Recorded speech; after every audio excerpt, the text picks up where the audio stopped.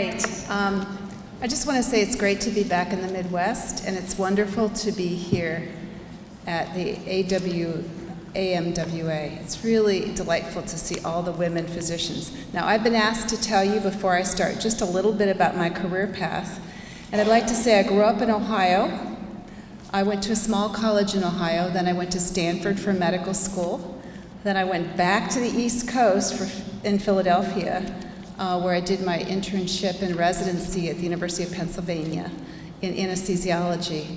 And after all of that moving for education, my husband and I landed in North Carolina, where I was at Duke for more than 22 years, and kind of moved through the ranks there. As a physician scientist, I did my science training at Duke.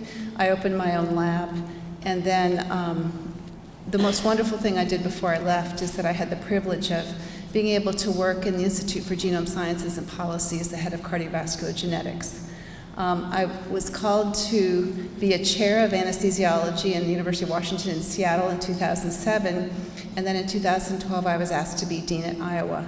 And so I have had the privilege of being at some of the most wonderful institutions in this country, and wonderful because they're the 10 or 15% of institutions that are incredibly collaborative.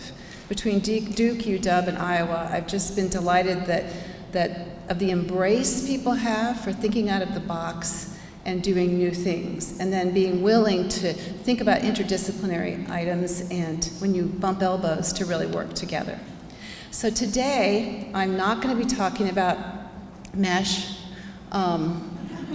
sexual trafficking, or any of the lectures that follow. I'm going to be talking a little bit about leadership. So in fact, I've changed the title slightly, and you'll notice in the slide here it says, Envisioning Your Future, One Woman's Example in Academic Medicine. And I just realized sitting in the back how I should have put a woman on our slide here. But this is one of our MD PhD students, and I'm equally supportive of him as well. So, how do I move the slides forward? Oh, right there. Got it. There you go. Green buttons. Green buttons. Okay. Now, I'm in academic medicine and I'm in biomedical research. As the dean, I support innovative education, really outstanding clinical work, and also sort of frontiers in biomedical science. But I want to tell you why I'm so passionate about biomedical science and academic medicine. I recognize that many of you in this audience may or may not be involved in academic medicine at all beyond your original training, and that's fine. But I want to let you know why I'm passionate about it. And to do that, I want to tell you a very brief story about a young man named Kevin Putney. Kevin Putney, when he was growing up, his mother put him in a preschool that was 50-50 disabled children, and the other kids were normal kids in quotes. And as this young man grew up, he really had a heart for disabled kids. In high school, he was an older buddy for disabled kids and would do basketball with them every week. And then he went on to Vanderbilt University. And he went into biomedical engineering, wanted to major in math, double major in math, so that he could do what we really need done today, which is be on the good guys' side of the cyber wars for the FBI. And so he could prevent all of this, all the problems we have with IT nowadays. Kevin had finished his math major, now get this, his math major in college by the end of his sophomore year. He was not terribly athletic in high school, but at Vanderbilt kind of became a very open young man and loved rock climbing. He was introduced to rock climbing. Every Saturday weekend he went rock climbing. And you can see here, these are the Smoky Mountains. You can see why they have their name Smoky Mountains, because of the fog that often comes in. And that's a picture of Kevin and some of what he did. Kevin was found dead in his dorm room bed in spring of 2011. He did not, on autopsy, his drug tox was negative, no drugs in his system. He was clearly physically active. He was not depressed. He was caught on tape on his way to the bathroom talking to other guys about his schedule the next year. That was really fun. We do not know why Kevin did not wake up. Most likely it's probably an arrhythmia statistically, but why in a 19-year-old? And I want to make the point to us again that we as physicians do well what we do well. We teach, but we teach only what we know of. And the vast majority of what's out there in medicine we still do not know. And we want to be able to break those barriers of discovery. So this is why I'm incredibly passionate. And I would say here that I personally have a sense of urgency about that. Turns out that Kevin is my nephew, he's my sister's son, so it makes it even closer to home. Now, in academic medicine, I think most of you are well aware because this affects you in practice if you're in practice also. We have decreased clinical margins. No matter what your thoughts are about population health versus fee-for-service, it's clear that we need to reach all of our patients in as cost-effective manner as possible. And as we sort of flip that around and we're trying to be proactive about health and not just treating sickness, we're moving in a good direction. But it's complicated. It's incredibly complex because the way we're doing that is decreasing our clinical margins. And for academic medical centers, for years we have always counted on those clinical margins to be able to enhance our education and our research missions, for which we cannot cover just by tuition alone. In addition, we have decreased state funding, and I'm not pointing to my own state, this is across the country. In general, if you open up any New York Times, any kind of university information that you might get and how states are funding, states in general are cutting back on their long-term commitment to education. That doesn't mean they're not funding it anymore, and so I don't want to leave that impression. But they're not funding it to the level that they used to be funding it. And so that's difficult in many situations. And then you get decreases in NIH funding, and you really do have a perfect storm. So with that in mind, how do we go ahead and do more with less? So this is a little schematic picture I've shown of kayaking through some rapids. And I'm just going to label the rapids as healthcare reform. But I'll tell you, every time something like this has happened in medicine, we've overcome this, what we have perceived is adversity. Remember, this was the reaction to Medicare way back when too.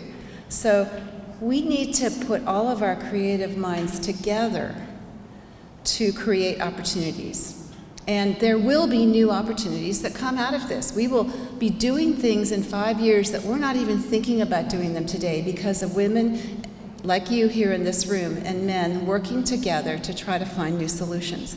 But what I will say is that solutions, the best solutions, require all voices at the table. And I'd like to just walk through some data about that. Essentially, women make a difference. They make a huge difference. And it's clear that data show that when you put women on boards of companies, for example, that good things happen. And I'm just going to give you an example. But before I do so, I want you to look at this picture. Now, for some of us, when we look at a boardroom like that, I want you to notice those chairs on the left against the wall that aren't at the boardroom table. Some of us feel very comfortable sitting in those chairs, but we're giving up the ability to be part of that main discussion when we do that. And when I first looked at this picture, I noticed those chairs to the left. I've since noticed that there's chairs around the outside at the bottom. You can see that in the back there on the right. And if you go all the way around, this whole room is lined with chairs. So the vast majority of people in this room are actually not sitting at that table. And I hope by the end of today's talk that I've convinced you that it's really important that women be in that table in order to have a voice. Now, women also have different styles of leadership. This is a very different way to look at a boardroom table, to have it be in a circle like that. And I'm not saying that flat hierarchies are always the best, but it certainly gives you a different way of relating to each other. It's a different way of thinking. And in general, I'd say that women value teamwork over hierarchy. Now, when you look at boardrooms, and I thought these were kind of funny, these are pictures taken off the web of folks who are in the TV world. So these are TV dramatizations. And so you've got a board in the top that's all men, and then one in the bottom that's dramatized with 2 women. Now, it turns out you have to have 3 women on the board to reach a tipping point, statistically. And what's interesting is when you reach that 3 women on the board and you have that female influence, companies have 53% higher return on equity, 42% higher return on sales, and 62% higher return on invested capital. Why aren't there more women on boards? I mean, part of this is because sometimes when men are thinking about decisions about the company, they're not addressing what the company needs to do for the 50% of us in this country. And so those things are changing. But what also is present is you get wise corporate governance. The data show that when there are at least 3 women on a board, you get better attention to audit risk. 74% of boards with greater than 3 women on them, greater than or equal to, will identify criteria for measuring strategy. And if you have an all-male board, only 45% of the time will that occur. What that means is that the process is enhanced, and you're looking at the details going from A to Z in a more functional way. So the question really is, women on boards, it's not just the right thing, it's the bright thing to do. Now, what about female leadership in medicine?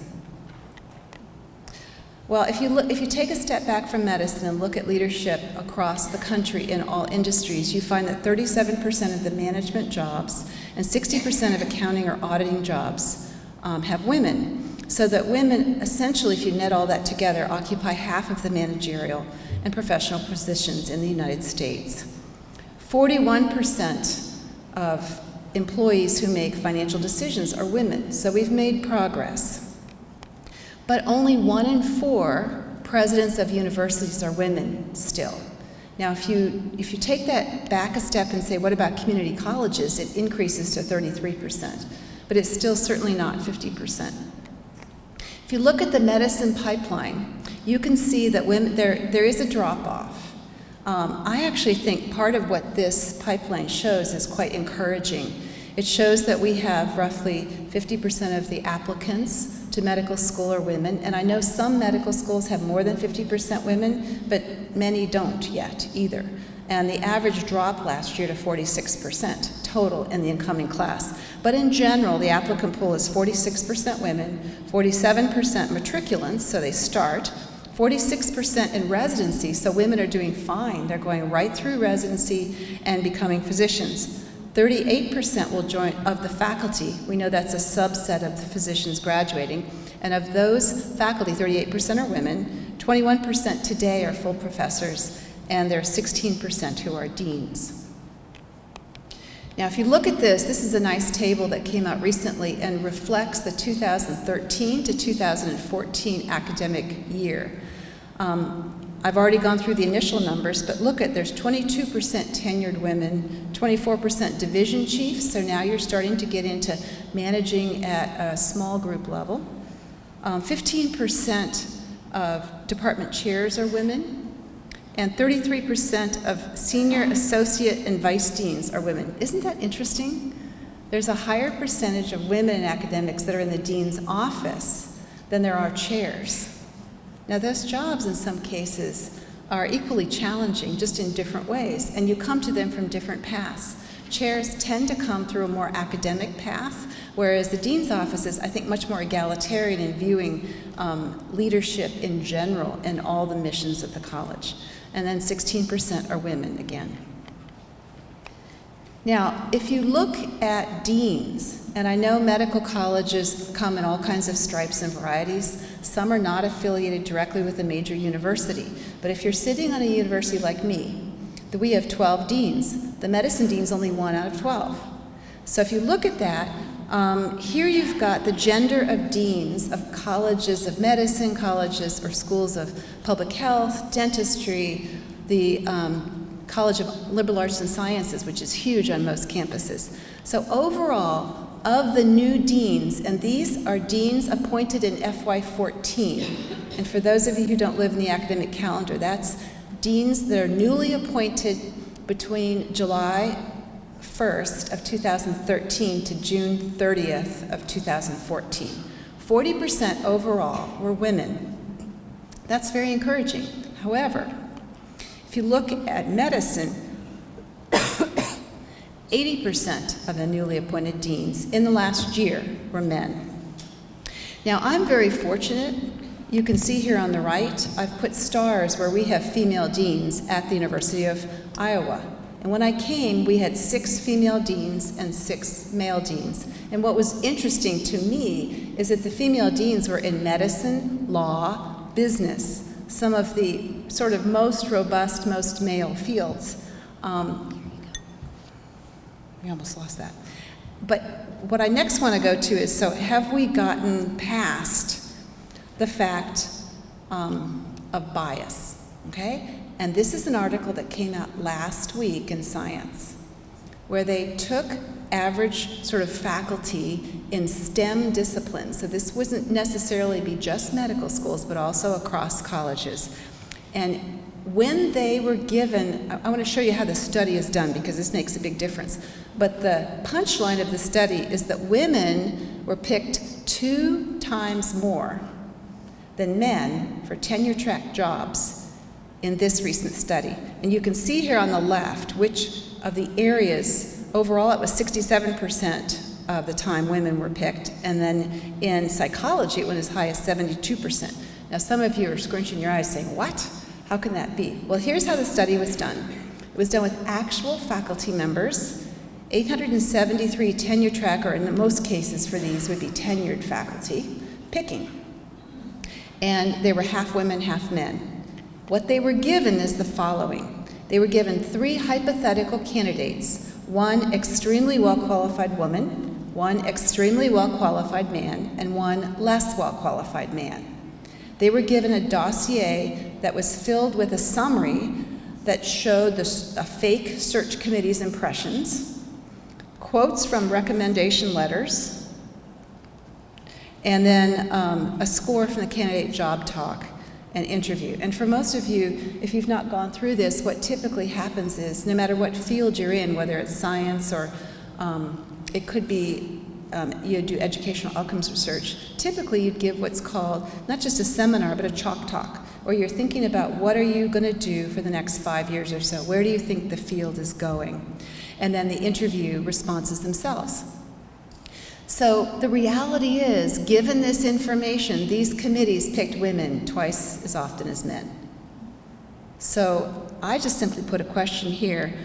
You can wonder, why isn't that what I see happening? Well, this article doesn't actually answer that, and you can go to Science Online and look this up. It suggests that maybe we've been doing a good job of telling our faculty that we really should have better gender balance, and so the faculty recruitment process itself is now balanced and skewed a little bit more toward women. But that's not always the case, and it may simply be that most of us don't make these decisions without meeting the candidates themselves. And this, for me, brings up, what are we bringing to the interview ourselves as women that might be undermining this kind of willingness to accept women? And I think we have to at least address thinking about that. So I think there are barriers to female leadership. Some of them are cultural, and I almost feel bad because this is so superficial. I'm only putting 1 or 2 items down, but bear with me. People tend to hire people that look like themselves. We know this from diversity work. We really need to make an effort to bring people to interviews so that once we meet people at interviews, we're much more open to having leaders of all kinds of backgrounds and varieties. But not everybody makes it to that point, is how you present yourself sometimes in your materials. And then the question comes, can women balance work and family? Well, I think the answer to that is generally, everyone would agree, yes. However, when it comes to a big job that's all consuming, people begin to re-ask that question. They forget that most often the men and women's kids are off to college by the time they get to that point of being a dean, etc. So it's really not as relevant. But I think we as women also kind of bring that. Are we willing to go for that big job? Because it might be tough to find that balance. And increasingly men are having that question too, because we've taught some of them pretty well at our younger generation. But what about personal? Women themselves. I think women in general, and this has been documented in the literature, tend to let our minor skill deficits get in our way. Well, I'm not perfect at this, so I have to do more training, and I have to be perfect before I can apply for this job so I can hit all of these bullets of what they say the job entails. If a guy has 4 out of 9, he'll apply for the job. I can learn on the job, right? It's just a different way of looking at life. And so we may be putting higher roadblocks than are even necessary for applying for a job and getting it.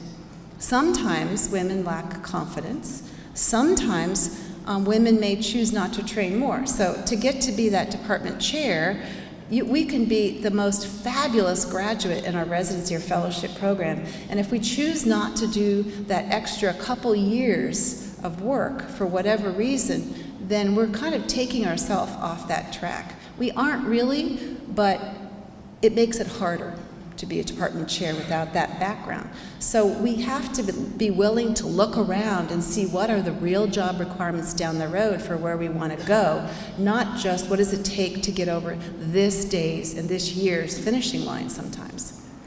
And then finally, it's a combination.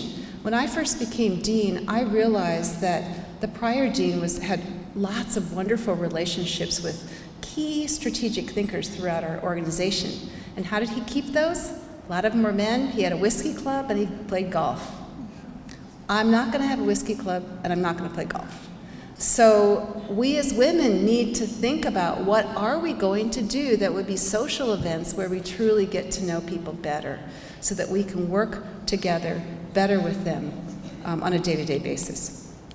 And so perceptions and leadership style can get in the way sometimes. And we have to be honest. Now, perceptions, unfortunately, diverge. This is a study that comes from undergraduate students on Rate My Professor. And they took the same qualities of a teacher, and they asked, but the students know they're men or women, and if the same qualities were seen as assertive in a man, they were seen as bossy in a woman. If the male professor was seen as busy and didn't have time for the students, then the female professor, that was interpreted as they were selfish. They were guarding their time. Male professors were described as brilliant, awesome, and knowledgeable, but there was also awe and mentorship for female professors that's expressed. But more often they were seen as bossy, annoying, beautiful, and ugly. So kind of inappropriate adjectives for the job at hand. And so we do need to understand that we as a society, somehow our students are still getting these messages, and they're out there. Not every characterization is polarizing from a gender perspective, but the ones that are tend to definitely diverge. And you can see there are more points for the male in orange than there were for the females in blue. So I think, again, we have to say why. Part of this is baggage that comes that we have to overcome. It's not us, but it's a communication style. And I think we as women sometimes make the absolute best teachers because we hold our students accountable in a certain way that they only thank us later, several years later, not necessarily that year when they finished that class and didn't necessarily get the grade that they thought they deserved. Now, unique obstacles. I'm going to call out a couple more. When you have a hard discussion, and if you've been in leadership, you know exactly what I mean. Women actually can have hard discussions extremely well, but sometimes we're given more negative points for those hard conversations. And so I think I'm going to go through a couple points here of maybe ways we could transform our thinking. So I think many of us, and I'm speaking for myself really now, but I suspect there may be others that feel this way. When you come into a new position, should you be strong or warm? Well, you've got to establish yourself. Clearly we have to be strong, but why can't strong equal warm? And by being warm, I mean loving, being open at least. And I think also leadership doesn't have to be managing with a whip, I guess you could say. You can't drive people places. The most effective leaders, men and women, have learned really, essentially, to love their flock. You know, it's being open-hearted and warm and listening. So I put it here as listening with an open heart and tenderness. Thank you. And I think we as women are sometimes thinking that's what's expected of us, so we don't want to do the female thing, but in fact, that's what great leaders do. And then finally, we need to learn the lingo. We as women have been taught to be very clear about what's wrong with things. That is a no-no in hierarchy and leadership. Everything has to be positive. There's always an opportunity. And if you think about it, listen to the high-level leaders around you at your institutions. And if they're good and they're highly respected, they're probably not going to be saying negative things, even if they're telling the organization that things have to be fixed. They're saying it in such a way. So I would say, also, you need support at the top leadership. I happen to have a female pastor in town. Who can she talk to? Who can I talk to? You can't talk to anybody, whether you're male or female, if you're the dean and you live in a small town, because everybody knows everybody. So you do have to find a support network if it's not in town, somewhere else. And then I want to end simply, what could a positive leadership path look like in medicine? Well, I would say that there's 4 phases of leadership. There is becoming personally expert, which is our training process, right? When you finish and you're an excellent, outstanding doctor, you finish the learning and competence phase, and maybe a few years into your practice as well. Then there's the management phase. You're not happy with what's going on. Maybe the call schedule doesn't work well, and it's not fair. So you can use your local authority and the fact that people, and really persuasion, because people respect you, you can lead that way at sort of a management level locally and wherever you're landing. Then for a major leadership role, like a chair of a department or a division chief, like in cardiology, which is huge usually, your national credibility comes with you so that the faculty in your department know you nationally and you have automatic credibility. So that's good. You also need to be able to work with culture change, because if you have any vision, usually something needs to be changed or there wouldn't need to have a vision. And then finally, getting broad input from an organization. When you hit that top leadership phase, whatever that looks like in your world, often you have to reprove yourself because your tribe doesn't know you nationally. When I come to the University of Iowa, I'm not the chair of the Department of Anesthesiology where everybody knew me. I mean, I have 26 departments, 25 of whom have never heard of me academically. So it's interesting. Positive things that you need to develop. You need to be able to develop the vision for the college, to be able to execute. You have to have decisiveness, integrity, and you have to be able to take advice. On the negative side, you really have to eliminate personal reactivity. It's so easy for us as women, because we're used to multitasking, that we do things quickly. Well, I'm beginning to learn this. I'm not completely learned yet. I have to keep my face straight when someone comes in and just says, I'm leaving unless you pay me $1 million more. Right. You would be amazed. Those things happen. You're such a valuable person in this organization. This is what you bring. Now, what's the issue that brings you in today, really? It's, and then framing things positively. Recognize that absolutely everything you say will be sliced and diced and looked at from 360 degrees. And it may be interpreted in ways that you really did not intend. So how can you put this into your own career? I think we each have to evaluate the landscape. And I would say if you want to be a division chief, let's say, or if you want to be the head of your group practice, or if you want to be the vice dean for education at your institution, unpack what every piece that person does. And then ask yourself, what tools do I have in my toolbox that match that already? What experiences do I have?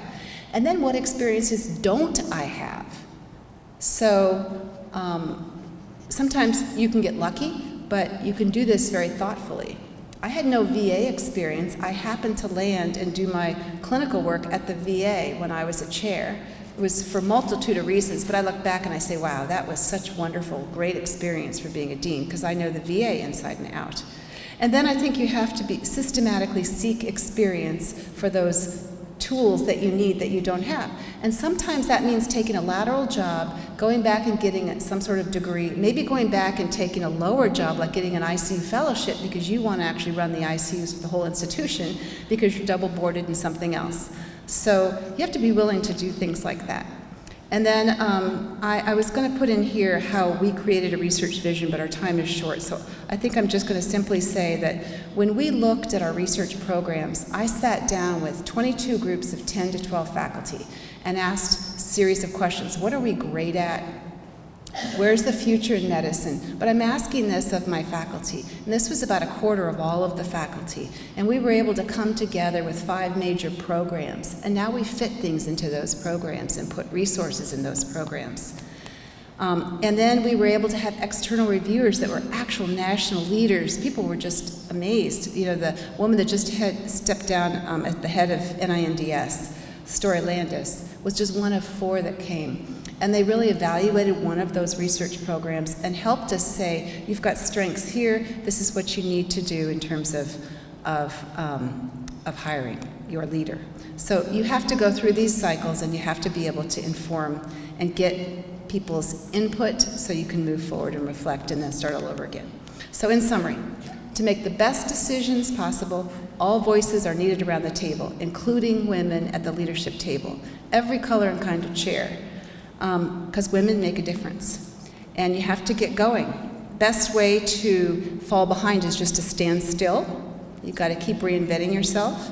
And I would say that this wonderful book written by Stephen Ambrose about the Transcontinental Railroad in this country transformed the world. But it was funded 2 years into the Civil War. And there's sort of a backstory about that. And I think that's actually amazing. You can't wait till things are good. You have to put your money into what you think the future is when times aren't good, because by the time they're good, it's too late.